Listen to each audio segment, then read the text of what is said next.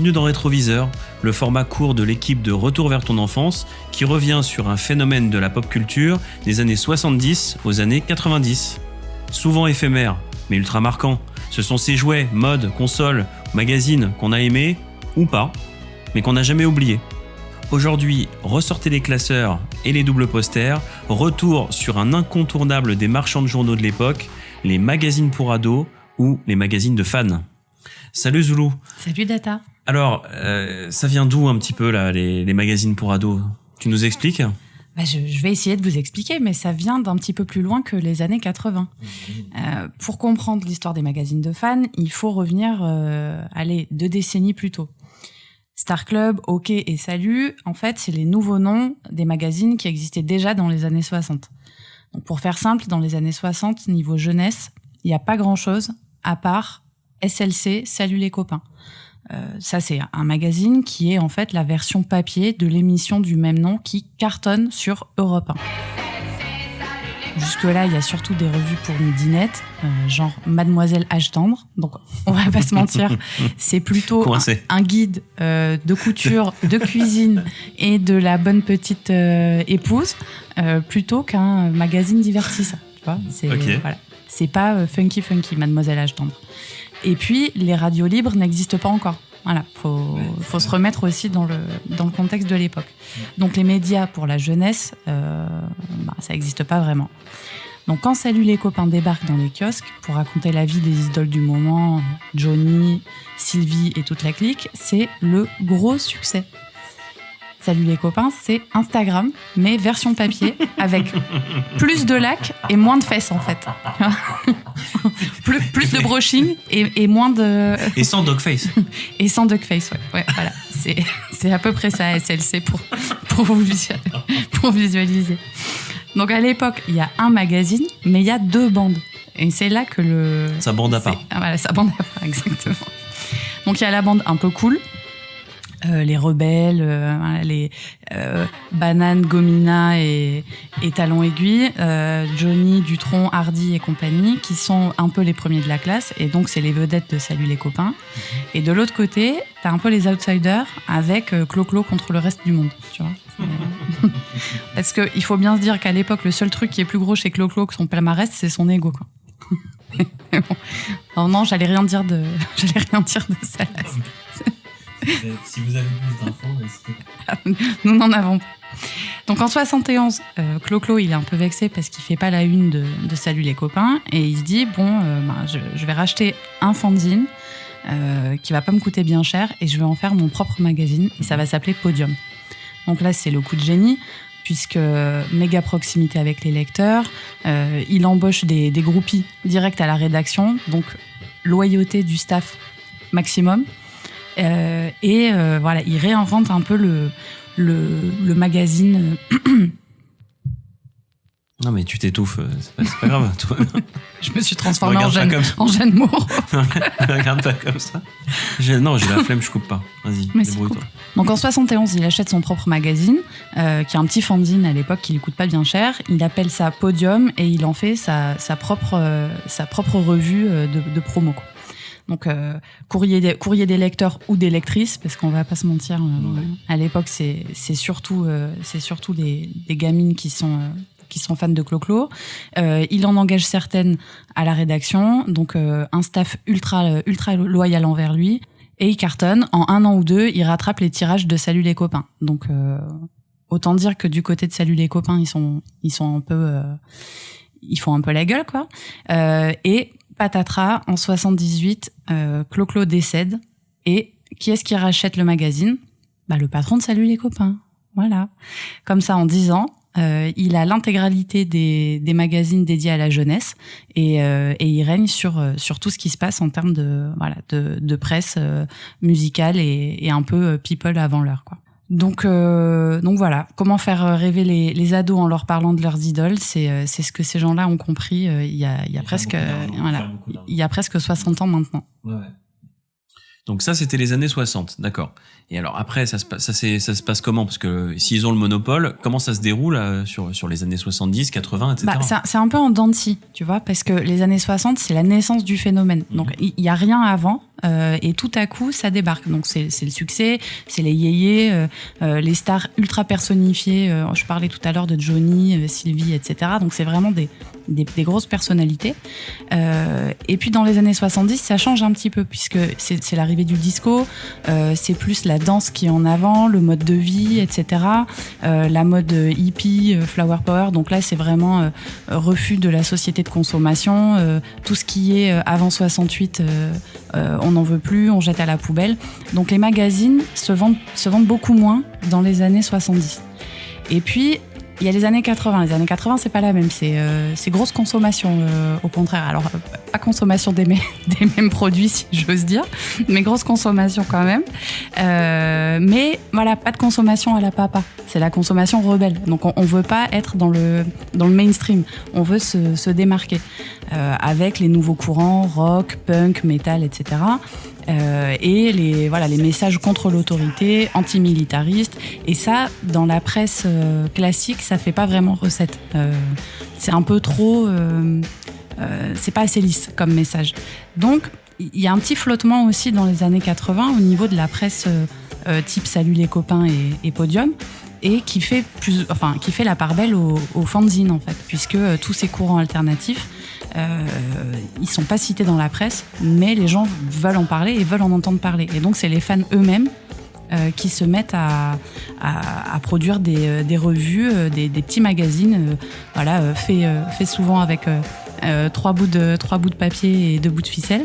Mais c'est des magazines qui ont vraiment leur public, qui sont assez pointus et qui récoltent quand même un succès vraiment auprès des jeunes.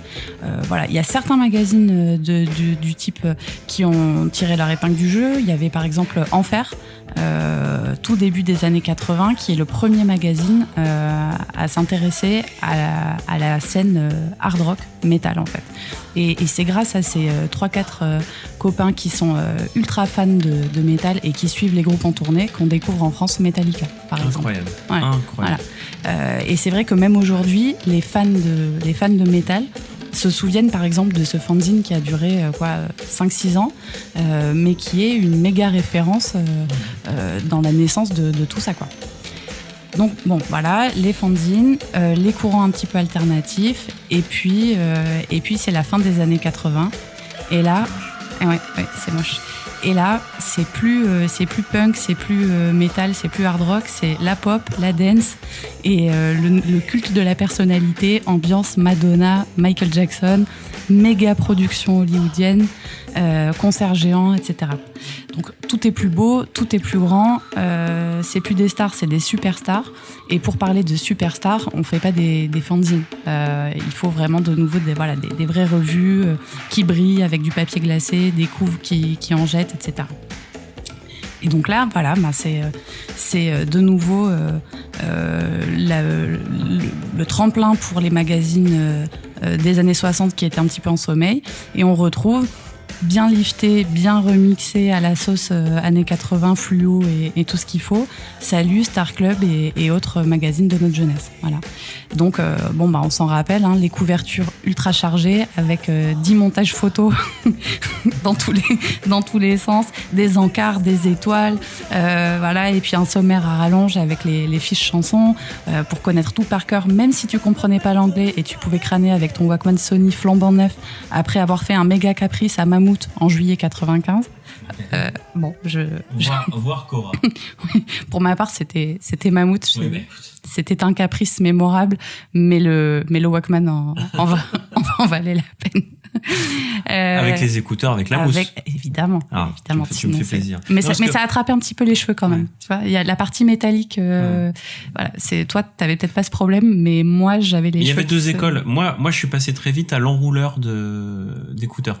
Oui, mais pour ceux qui ont encore cet objet, envoyez-nous vos photos parce que j'ai perdu mon enrouleur Sony d'écouteurs. C'était un disque. Tu vois comment c'était? Oui, je vois très bien comment c'était, mais moi je ne pouvais pas l'avoir. Tu vois, ah, pardon. C'était un truc de riche.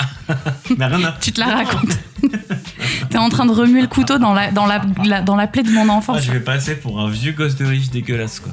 Bon, ok, excuse-moi. Bon, tant pis. Désolé de t'avoir ramené un mauvais souvenir. Non, mais c'est pas grave. Je vais me replonger dans mon classeur Star Club et puis ça va me remonter le moral. Donc les années 80, bon, c'est la même voilà. recette, hein, donc les magazines donc voilà, gros montage, gros sommaire avec les fiches chansons. Tu pouvais même avoir les classeurs directement chez le marchand de journaux pour pouvoir glisser tes petites fiches et puis tout consigner. T'avais la rubrique cœur à prendre. Je sais pas si tu t'en rappelles. Et tu savais qui était célibataire ou pas. Donc si tu kiffais Manuela ou Rock Voisine, tu pouvais t'imaginer dans tes rêves les plus fous devenir tout à coup son ou sa petite amie. Enfin, c'était vraiment... Mais ça, c'est plutôt les années 90. Ça, ouais, c'est quand même fin des années 80 déjà. Ça, tu pouvais aussi devenir le petit copain de Madonna dans tes rêves, hein, si tu voulais. Ça, c'était les cœurs à prendre.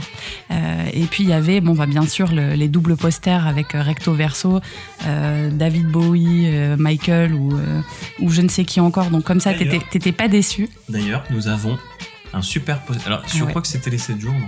Je sais c'est plus, pas mais un magazine il est tellement collector. Cher auditeur, nous avons le poster officiel de... Mais arrête, rigole pas, il est génial.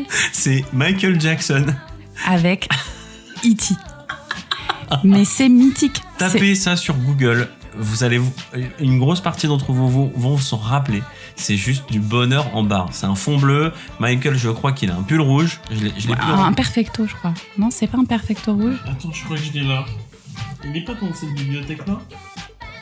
Je crois, je sais plus. Tiens. Putain, alors j'avais pas prévu. Tiens, bim. Ah ouais, pull rouge, chemise blanche. Ouais, je pensais que j'avais misé sur le perfecto. Par contre, derrière, c'est Johnny Hallyday. Oh merde. Hallyday au Zénith. Mais le poster. Enfin, Michael... Ah, mais en fait, tu vois, E.T. est plus grand que Michael. Ouais, en c'est fait. E.T. qui tient Michael. Ouais. Mais ils ont la même tête. Hein. Ils ont le même chirurgien. Mais ils ont le même âge aussi. Et ce poster-là, c'est vraiment la vie, quoi. Et c'est ce poster, donc tapez sur Google Michael Jackson E.T. et ben non, en fait c'est Podium novembre 1984, c'est marqué dans l'angle en haut à gauche. Voilà, si vous avez ce poster, vous êtes chanceux comme nous. Voilà. D'ailleurs, il faudrait que tu arrêtes de le plier maintenant. Ouais, je vais le mettre, on va le mettre dans un...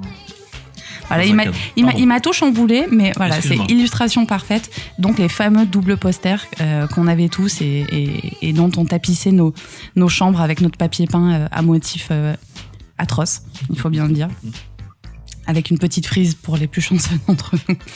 Voilà, donc tous ces souvenirs de magazines où on pouvait suivre ce qui se passait en tournée, soi-disant, bon, c'était un petit peu romancé, et puis par la suite toutes les aventures d'Alliage, des Worlds Apart, de Britney, voilà, ça c'est par la suite, voilà, on recommence très fort avec Michael et E.T. et puis il y a un peu la queue de comète avec les boys bands, les starlettes genre Britney, etc. Mais ça cartonne encore. Faut savoir qu'à cette époque-là, c'est encore 120 000 exemplaires mensuels par magazine. C'est-à-dire que...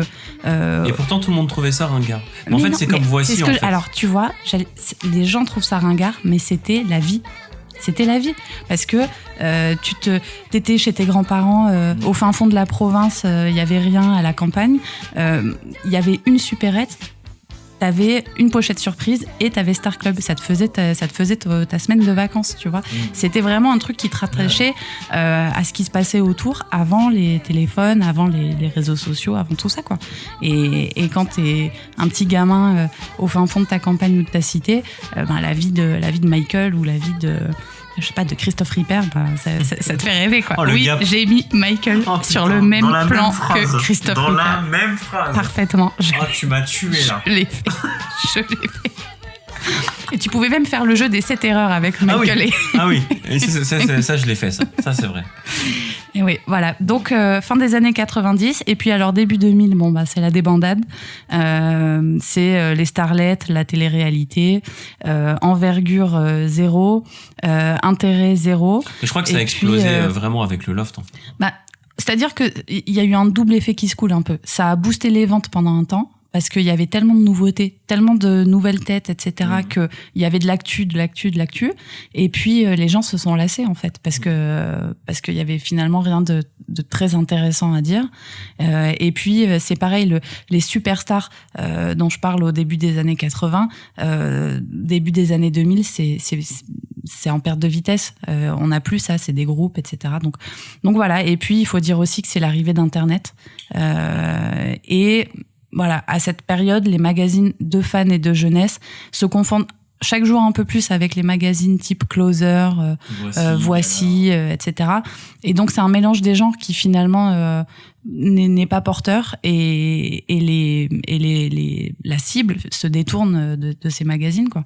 Et donc malheureusement voilà, début des années 2000, tous ces médias finissent par disparaître. Je crois que Star Club a officiellement tiré son dernier magazine en 2014. Voilà. Donc ils ont espacé les publications. Ils sont passés de certains bimensuels à mensuels, puis trimestriels, et en fait ça n'avait plus de sens et ça s'est arrêté, quoi. Donc voilà, comme à peu près tout ce qui a fait notre jeunesse, le progrès a eu raison de tout. Tout est dématérialisé. Il y a plus de VHS, il y a plus de cassettes, il y a plus de magazines. Tout est dans notre téléphone, quoi. Voilà. C'est comme ça que tu finis là, tu vas nous buter, quoi. Voilà. Aujourd'hui, Star Club, c'est Snapchat, en fait. mais en moins cool, quoi. Ok, restons là-dessus. Merci Zoulou. Avec plaisir. C'est toujours les vacances au Club Dorothée. On a la chance, on est tous invités du lundi au dimanche. Donc moi je vais parler d'un autre type de magazine, hein, qui est arrivé fin des années 80, donc qui va se faire une place de choix entre le journal de Mickey et Pif Gadget, et là qui s'adresse à complètement une autre cible, une toute nouvelle cible, hein, unisexe, les fans du Club Dorothée. Voilà. Donc, on pouvait pas faire parler des magazines pour les ados, pré-ados et jeunes sans parler du Club Dorothée Magazine, quoi. Donc, face au succès de l'émission sur TF1, AB Productions et SFC, parce que c'est la branche édition de AB, lancent le Dorothée Magazine en septembre 89. Donc il reprend les rubriques de l'émission du Club Dorothée, comme notamment les dessins animés, mais qui cette fois sont sous forme de BD.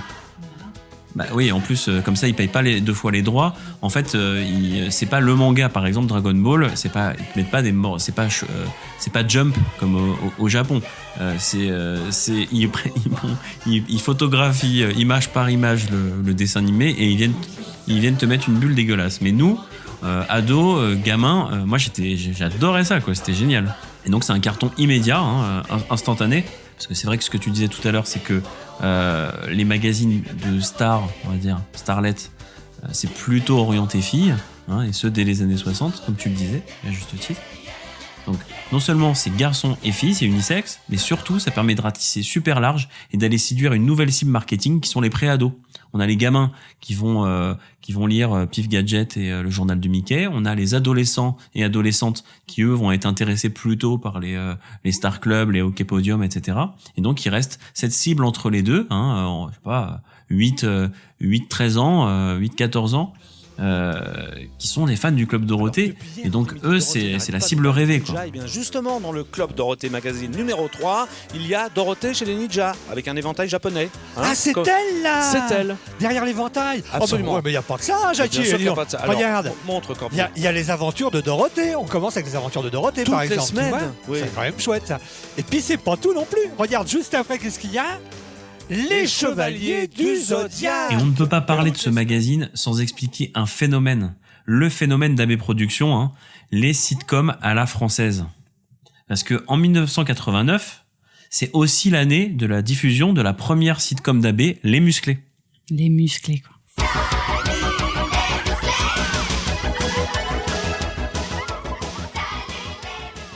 Moi, je me rappelle du premier épisode, j'avais 8 ans. C'était pendant les vacances de Noël, hein. Maintenant, tout le monde sait quel âge tu as. Eh oui. Eh oui. J'avais pas vu ça sous tes ongles, mais effectivement, je m'en fous. Donc j'avais 8 ans. Il y a 40 ans. J'avais 8 ans. C'était pendant les vacances de Noël. Ça t'intéresse pas mon anecdote en fait? Tu vois, j'ai les yeux qui brillent et tout. Je raconte un truc super bien. Donc, je me rappelle précisément de cet épisode, figure-toi, parce que c'était pendant les vacances de Noël. On venait de finir de faire le sapin. Et j'étais les vacances de Noël, quoi. J'étais en pyjama et en chaussons. Et je regardais Olive et Tom, parce qu'à l'époque, Olive et Tom, c'était sur la 5. C'était pas encore sur le Club Dorothée. Et juste après, je suis revenu sur TF1. Et là, je découvre les aventures de Framboisier, Rémi, René, Eric, et puis aussi Minet avec Valériane qui lui fout des claques. Et franchement, j'ai adoré avec mes yeux d'enfant. C'était top. Ah oui, parce que quand t'es gamin, les rires enregistrés, ça te fait pas pisser du sang par les yeux, quoi. Maintenant, ça a vieilli, mais à l'époque, c'était génial. Ouais, puis c'était vachement nouveau, en fait, parce que, je le disais tout à l'heure, quand t'es la cible, t'es trop petit pour aimer des séries plus adultes. Et là, c'est des gags simples, tu vois. On est très très proche de la tarte à la crème. Enfin bref, moi perso, j'ai adoré, quoi. Et puis je suis pas le seul, hein. C'était vraiment c'était un carton, quoi. On en parlait tous à l'école et tout ça. Bon, il y avait ceux qui avaient un peu honte de dire qu'ils aimaient bien. Ouais, mais ils regardaient quand même. Mais en fait, tout le monde regardait, c'est comme Bioman, hein. Et donc c'est tellement un carton que suivront tout de suite dans la foulée Premier baiser, hein, avec Justine, qui est la nièce, accroche-toi bien, de Framboisier, donc des musclés.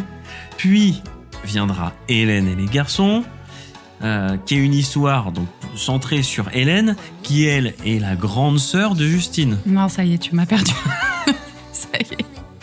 C'est quoi cet arbre généalogique là? Mais attends, c'est pas fini, parce que je pourrais aussi parler de Lola, qui est sa cousine du miel et les abeilles, ou d'Agnès, qui est la tante qui dirige le camp de vacances des garçons de la plage. Bon, en gros, les scénaristes, ils étaient sous cocaïne. Je pense qu'il n'y a pas d'autre explication. Ils ont dû croiser ceux des Feux de l'amour aussi, parce que c'est un peu le même non, genre. Les Feux de l'amour, c'est pas pareil. C'est un épisode pour la vie. C'est-à-dire que les personnes meurent. Oui, mais par contre, tout le monde est le frère. Mais pour de vrai. Le frère et l'oncle en même temps, mais aussi l'amant. Tu vois, si tu refais le truc depuis le début, c'est une consanguinité. C'est pas pareil, parce que dans une série normale, les gens meurent. D'accord, faire du suspense. Dans les Feux de l'amour, les gens meurent en vrai. Mais est-ce qu'on peut parler à base de 80 est-ce qu'on peut parler ans, en fait. de José et Monsieur et non. Qui? Non, José et Nicolas. Ah ouais. Non, il y a deux histoires. Mais non, mais on s'écarte du truc. Alors, c'est pas nous qui nous écartons. Eux s'écartent sûrement. Bon, il y aurait... Mais ça, c'est pour le miracle de l'amour. C'est de oui, nouveau. mais c'est la suite de l'arbre généalogique. Bon, il paraîtrait qu'il y ait deux gros sujets. Le premier, mais on en reparlera. Mais on va quand même les balancer. Bon, alors vas-y, parle du premier. Moi, je celui qui m'a fait une fracture aux deux yeux quand je suis tombée dessus sur TMC un sombre matin. J'ai vu la vision d'horreur qui a traumatisé toute mon enfance. Tout est revenu d'un seul coup. J'ai allumé la télé et là, il y avait José et Nicolas dans le même lit, sous les mêmes draps, qui se regardaient comme si, manifestement, il s'était passé des choses pas très catholiques. Et là, je dois dire que vraiment, mon monde s'est écroulé parce que c'est quand même ultra traumatisant, quoi. Ouais, j'avoue. Mais est-ce que c'est plus traumatisant que Monsieur Gérard qui couche avec Annette? Non, ça... Parce que ça, moi, ça m'a buté. Mais c'est un fossile, Monsieur Girard, quoi. Tu peux pas coucher avec Monsieur Girard. Mais si. mais on peut tous coucher avec Monsieur Girard. Non, mais écoute, parle pour toi. Parle pour toi. Bon. Voilà, chers auditeurs, vous venez d'apprendre que tout le monde peut coucher avec Monsieur Girard. Bon, allez. Mais comment tu veux que... Oh merde, tu fais chier. Bon, reprenons. Donc, c'est un carton total. Monsieur Girard. Bon, c'est un carton total. On s'en rappelle tous, hein, plus ou moins.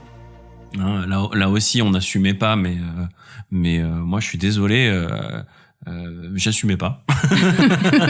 Mais maintenant, t'assumes. Mais en fait, avec le recul, mais en fait, je regardais un certain nombre d'épisodes quand même. Et puis ça passait tout le temps, etc. Bref, c'est vraiment un truc important. Et pour revenir au sujet, Progressivement, ça a pris une place vachement importante dans le magazine du Club Dorothée. Parce qu'ils ont fait un système de romans photos. On avait Dragon Ball, Sailor Moon, etc. Et bien là, c'est exactement pareil. On va avoir tous les épisodes d'Hélène et les garçons, Premier baiser, etc. en roman photo, d'une dizaine de pages. Donc ça c'est le premier point. Et puis exactement comme pour toutes ces starlettes que va faire émerger Jean-Luc Azoulay, le boss d'AB Productions, il va les faire chanter, les faire jouer il y aura des crossovers dans les différentes séries, etc. Et il leur donne vraiment une vie entière, une vie de star. Le plus bel exemple, c'est quand même celui d'Hélène, qui va finir par remplir tous les zéniths de France. Il y a un certain nombre de petites filles qui auraient rêvé, dont toi, d'aller. Pourquoi tu continues d'aller là-bas? Mais non, mais c'est un truc, mais franchement, c'est phénoménal pour l'époque.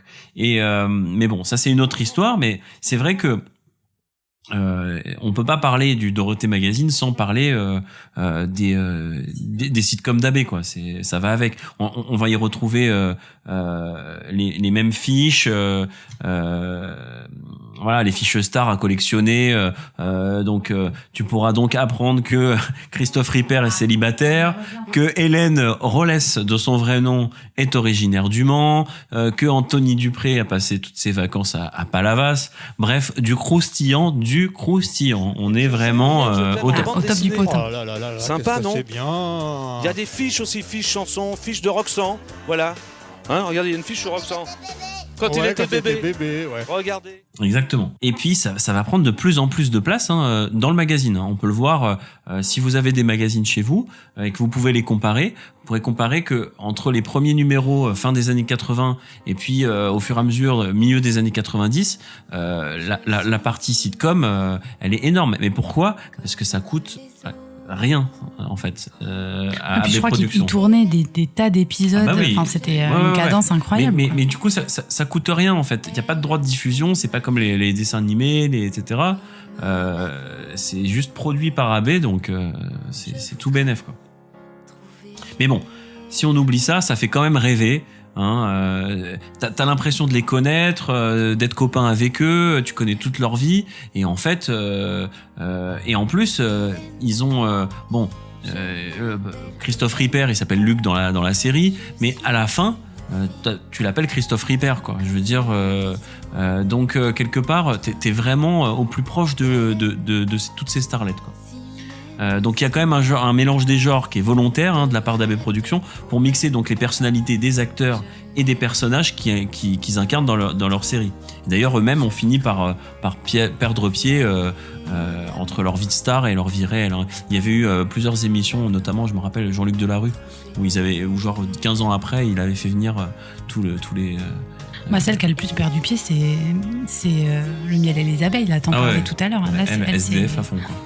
Et je l'ai revu dernièrement encore dans... C'est quoi? C'est les mystères de l'amour ou... Ouais, c'est ça, mystère de l'amour. Mais ouais, autant les autres, ça fait plaisir de les revoir, ils ont pas tellement vieilli, etc. Autant c'est vrai que Mallory Nataf, ça fait bizarre de voir un truc de notre enfance comme ça aujourd'hui, quoi. Enfin bref, voilà. La parenthèse est finie, mais c'était... on pouvait pas ne pas en parler. Mais il n'y a pas que ça dans le Club Dorothée. Il y a une rubrique qui s'appelle Dans les coulisses du Club Dorothée, qui était un reportage sur les tournages des émissions spéciales, les émissions de vacances, parce que toutes les émissions, si vous vous rappelez, le Club Dorothée Vacances, c'était tourné soit dans une maison, avec piscine et tout ça, soit c'était, ils partaient en croisière, ils partaient en Égypte, ils partaient, etc. Il y avait tout des jeux, des enquêtes, etc. Et donc, il y avait une partie du magazine qui était réservée un peu un making-of de tous les tournages qui se faisaient en extérieur. Il y a aussi les rubriques du Dr Klein. Oh, il y a le Dr Klein qui répond à toutes vos questions aussi. Ça, c'est une bonne idée. Alors, merci, Dr Klein. cette semaine, c'est l'alligator. Oh, Hein alligator. Qui nous sensibilisait déjà à l'époque sur la préservation des espèces animales en danger, sur le respect de la nature, l'écologie. Le gars, il avait juste 20 ans d'avance, quoi. C'est fou parce qu'à l'époque, c'était pas tellement des sujets. Non. Il y avait même l'émission, je sais pas si tu t'en rappelles, le dimanche matin, qui s'appelait Terre, attention, danger. Ouais, je me rappelle de ça. Où il y avait vraiment... en fait, c'est exactement les mêmes mécaniques qu'aujourd'hui. C'est-à-dire que on te montre un truc mignon, genre un tigre, un bébé tigre, mais derrière, on vient t'exploser le moral en te disant « Oui, sauf que bon, le bébé tigre, sa maman, elle est morte parce qu'avec la peau, on fait des chaussons et les dents, elles servent à la virilité. Mais en même temps, ça nous faisait prendre conscience. Ouais. Ouais. Moi, je sais que j'aimais beaucoup ces émissions-là. Elles étaient vachement bien, quoi. Donc, on retrouvait vraiment toutes ces mécaniques. Donc, le Dr Klein avait sa rubrique dans le magazine. Et puis, bien sûr, il y avait le courrier des lecteurs. Les gamins, et on avait tous la possibilité d'envoyer des dessins, des questions. On attendait la réponse, déjà si on était tiré au sort et si on avait... Mais est-ce que tu leur as déjà écrit? Je savais que je rêvais leur écrire, mais en fait, non. Et tu avais plusieurs rubriques. Tu avais sur le Club Dorothée en général, et puis tu avais aussi sur les jeux vidéo, par exemple. Tu pouvais donner ton avis sur un jeu vidéo qui sortait. Ça, c'était plus vers la fin, mais il y avait sur tout ce qui était aussi jeux vidéo. Dans Club Dorothée Magazine, il y avait le fameux double poster. Donc comme ça, si ton cœur balance entre Ilgege et Nicky Larson... En train de faire du yoga ou pas? Non. Donc voilà, tu vois, si t'hésites entre les deux, comme ça t'as le choix, tu peux retourner le poster, un coup Ilgege, un coup Nicky Larson, t'es peinard. Donc le magazine était vendu au prix de 8 francs, et puis 10. En 1993, le magazine était tiré à 150 000 exemplaires, quoi. Et puis, au fur et à mesure, c'était dégressif, 120 000 les années suivantes. Mais il faut savoir que c'est un chiffre inégalé pour un magazine de junior, quoi. C'est ouf. Comme je disais tout à l'heure, t'avais pas 50 000 choix autour. Soit c'était vraiment pour les petits. T'avais Science et Vie Junior, par exemple, des choses comme ça, mais c'était très, très technique, très calé. Mais en magazine généraliste, c'était un record absolu, quoi. Donc malgré l'arrêt du Club Dorothée en 97, le magazine va continuer un petit peu sa publication plusieurs mois, donc jusqu'au numéro 436, pardon. C'est déjà pas mal, en janvier 98, donc il va tenir encore un petit peu. Et puis Et pourquoi on n'en a pas 436? Mais alors déjà, ça coûte un petit peu maintenant, les magazines. Gardez-les, Si vous en avez chez vous, gardez-les. Ça commence Ou alors, à coûter. Si vous les voulez plus, vous nous les envoyez. Nous les donnez, oui. Et puis le magazine s'appellera ensuite Des mangas, qui se recentre un petit peu plus sur les mangas, parce que forcément, l'univers du Club Dorothée n'existe plus. Donc progressivement, on va revenir sur les origines, les Dragon Ball et compagnie. Mais progressivement, les ventes chutent, les gamins se désintéressent. Et le magazine s'arrête en juin 2005. Voilà, c'est un peu les boules, mais bon, c'est comme ça. Donc finalement, les recettes se ressemblent, mais ne changent pas tellement. Les enfants, les ados d'avant-hier, d'hier, sont un peu les mêmes que ceux d'aujourd'hui, en fait. Seuls les médias ont changé, mais l'idée, en fait, elle est toujours la même. On voit bien que c'est faire consommer les jeunes ados en les faisant rêver le plus possible, jusqu'à la triste réalité de l'âge adulte. Effectivement. Voilà, c'est pour ça que nous, à Retour vers ton enfance, on essaye de faire durer ça encore un petit peu. Et on espère qu'on y arrive. Voilà, donc on espère que ce nouvel épisode de Rétroviseur vous a plu. Si c'est le cas, n'hésitez pas, comme toujours, à liker, partager, bref, vous manifester pour nous aider à continuer de vous raconter plein de belles histoires sur l'enfance de chacun d'entre nous. Refaire vivre nos souvenirs, c'est le moyen de rêver encore un peu. On vous dit à bientôt pour une prochaine histoire. Salut. Salut.